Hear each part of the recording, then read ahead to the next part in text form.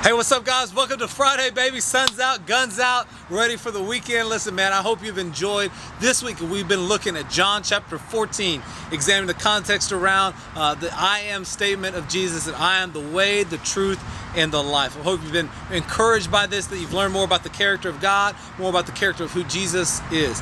We're going to finish this week out by looking at John chapter 14, verses 27 through 29. In it, Jesus says that I leave you with peace. My peace I leave you. And as we think of peace, I wanted to try to paint a picture through telling a story of what God's peace is like, because it's not the peace comes from the Hebrew word shalom, and the idea is that it's a holistic peace, man. It's not just and it's not even that the promise that trouble will go away, there won't be trouble in your life, or that the removal of conflict or anxiety. But what it is to say that God's presence will continually be with us, that there will be an ongoing relationship with God that will not end, that will trump, that will come over anything that comes our way. I'm going to tell you a story that Dr. Tony Evans tells to help paint this picture. He tells the story of a little boy who gets picked on at school, and he's getting picked on, and the bully comes up and says, "Hey, little boy, give me your lunch money." So he takes his lunch money, gets beat up, goes around, man, and this just goes on for several days in a row. And so he starts trying to figure out ways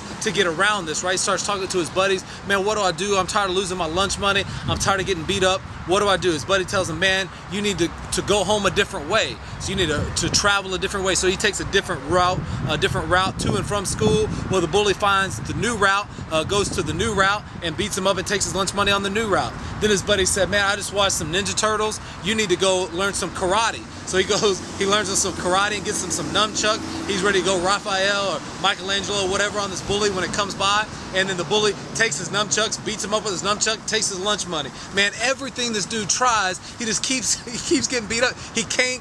Brother can't get a lunch. He's trying to eat. And so he's just struggling no matter what he does. Well, one day he's coming home, right? He's coming home, and as he's coming home, he gets cornered by this bully. He's like, "Man, you know what? It's not even worth putting up a fight, dude. Here, just take it." He's going to start beating himself up, and not even wait for the bully to do it. But before the bully could take his lunch money, the bully all of a sudden froze. And he got this real deathly scared look on it. It got white as a ghost, right? And he starts backing up. And the little boy is like, "Dang, man, what did I do?" Like, I kind of start getting kind of excited. Like, what's going on?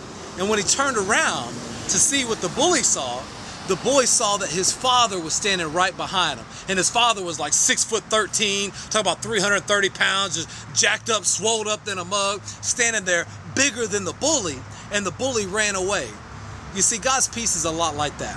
It doesn't mean that the trouble is never going to come. It doesn't mean that hard times will never come.